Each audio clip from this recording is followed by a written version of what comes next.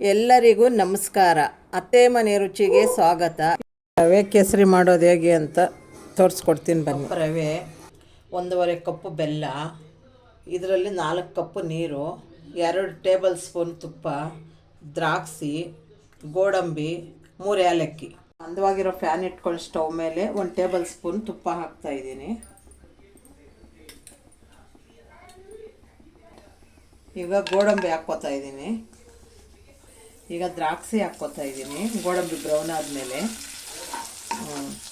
ಈಗ ಎತ್ಕೊಳ್ತಾ ಇದ್ದೀನಿ. ಇದು ಫ್ರೈ ಮಾಡಿಕೊಂಡು ಅದೇ ಪ್ಯಾನ್ಗೆ ತುಪ್ಪ ಹಾಕ್ಕೊಂಡು ಗೋಲ್ಡನ್ ಬ್ರೌನ್ ಆಗಿ ಹುರ್ಕೊಳ್ಳೋಣ. ಅದೇ ಪ್ಯಾನ್ಗೆ ಇರೋ ತುಪ್ಪಕ್ಕೆ ರವೆ ಹಾಕ್ಕೊಂಡು ಹುರ್ಕೋತಾ ಇದ್ದೀನಿ. ರವೆ ಬ್ರೌನ್ ಆಗೋಷ್ಟರಲ್ಲಿ ಸಿಮ್ಮಲ್ಲಿ ಇಟ್ಕೊಂಡು ಹುರ್ಕೋಬೇಕು. ಅಷ್ಟರಲ್ಲಿ ನಾನು ನೀರು ಇಟ್ಕೋತೀನಿ. ಏಲಕ್ಕಿ ಪುಡಿ ಹಾಕಿ ನೀರು ಕಾಯಕ್ಕೆ ಇಟ್ಕೋತೀನಿ. ಹಿಂಗೆ ಗೋಲ್ಡನ್ ಬ್ರೌನ್ ಆಗಬೇಕಾಗಿದೆ. ಈಗ ಕಾಯಿಸಿ ಇಟ್ಕೊಂಡಿರೋಂಥ ನೀರು ಹಾಕ್ತಾ ಇದ್ದೀನಿ.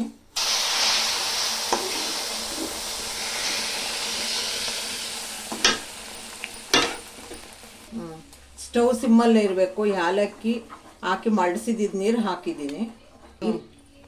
ಕಲಿಸ್ತಾ ಇರಬೇಕು, ಉಂಡೆ ಬರ್ತದಿಲ್ಲ ಅಂದರೆ. ಹತ್ರಕ್ಕೆ ಬಂದಿದೆ ಈಗ ಬೇಯ್ತಾ. ಈಗ ಬೆಲ್ಲ ಸೇರಿಸ್ತಾ ಇದ್ದೀನಿ.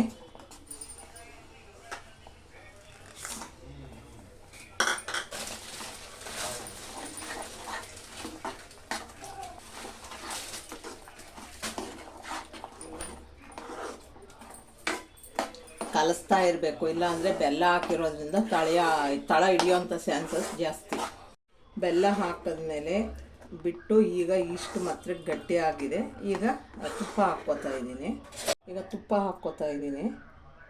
ಒಂದು ನಿಮಿಷ ಬಿಟ್ಟು ದ್ರಾಕ್ಷಿ ಗೋಡಂಬಿ ಹುರಿದಿಟ್ಕೊಂಡಿರೋದು ಹಾಕ್ತಾಯಿದ್ದೀನಿ. ಸ್ಟವ್ ಆಫ್ ಮಾಡಿಕೊಂಡ್ರೆ ಬೆಲ್ಲದ ಕೇಸರಿ ರೆಡಿ ಇದೆ. ಈಗ ರೆಡಿ ಆಗಿದೆ ಬೆಲ್ಲದ ಕೇಸರಿ. ನೈವೇದ್ಯಕ್ಕೆ ಇಡ್ತಾ ಇದ್ದೀನಿ.